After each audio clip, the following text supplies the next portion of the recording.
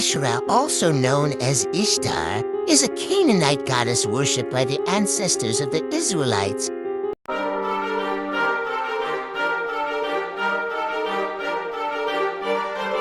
The worship of the goddess Asherah, practiced by the inhabitants of Canaan, actually originated from traditions in Mesopotamia.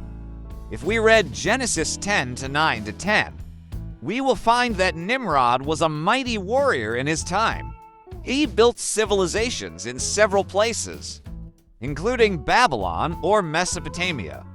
The story of Nimrod is a tragic one, as he married his own mother, whose name was Semiramis.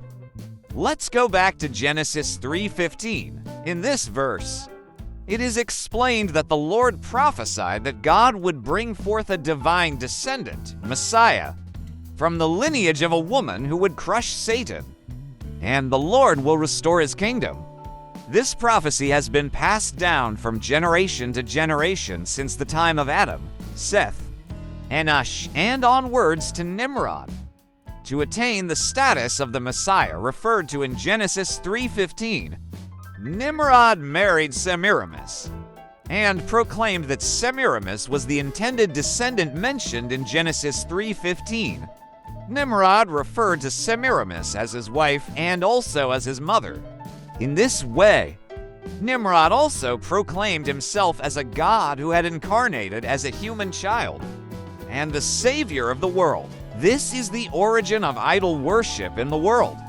Nimrod required his society to worship him as the sun god, and Nimrod referred to himself as Baal, which in English means my god, and in Hebrew, Elohim. Semiramis was referred to as Baalti, as the sun god. Nimrod presented himself as a god and king, building a religious system with the center of worship focused on him. Seeing this, Semiramis had other intentions for herself. She was not satisfied with just being the mother of God, but she wanted more, so Semiramis murdered Nimrod. After killing Nimrod, Semiramis proclaimed herself as the Queen of Heaven and the Mother of God. She ruled in Babylon for 41 years. Semiramis created her religious system filled with mysticism and mysteries. The Queen of Heaven tradition continued. Even after Semiramis's death, occult practices have persisted through the ages to this day. As evidence, let's look at some examples below. In Babylon, Semiramis and Nimrod died in Canaan, Ashtoreth and Baal. In Egypt, Isis and Osiris. In Greece, Aphrodite and Apollo. In India, Devaki and Krishna. In India, Isi and Iswara. In Rome, Fortuna and Jupiter. In Ephesus, Diana in China, Shing Moo.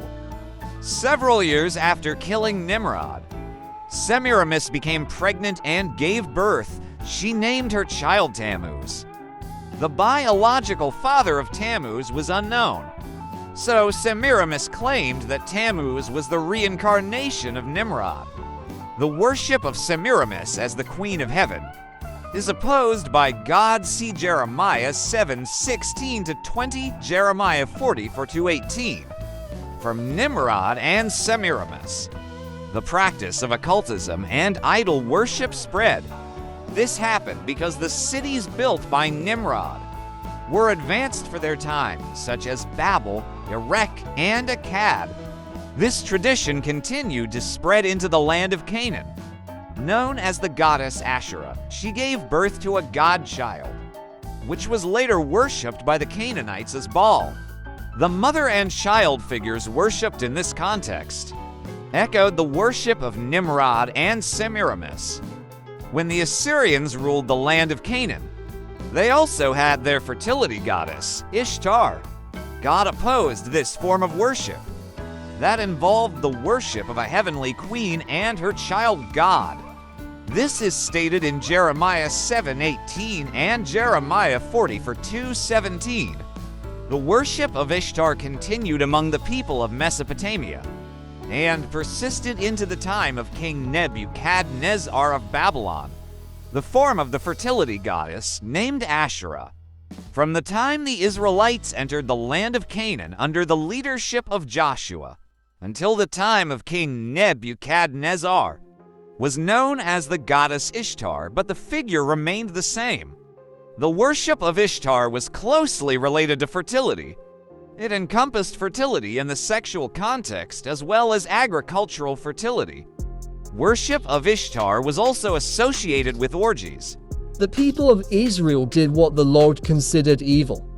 They forgot the Lord their God and served other gods and goddesses, the Baals and the Asherahs. Judges 3-7. Asherah, Hebrew, Asherah. The plural form is Asherah. The root word, shoresh, is Ashar Aleph Shin Resh.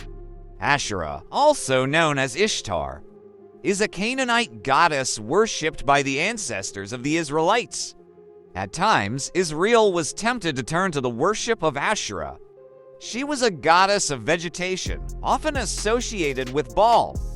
She is a goddess of women, as stated in the Ras Shamra tablets. In Exodus 12-3, the statues on the sacred poles representing her were ordered to be forcibly destroyed.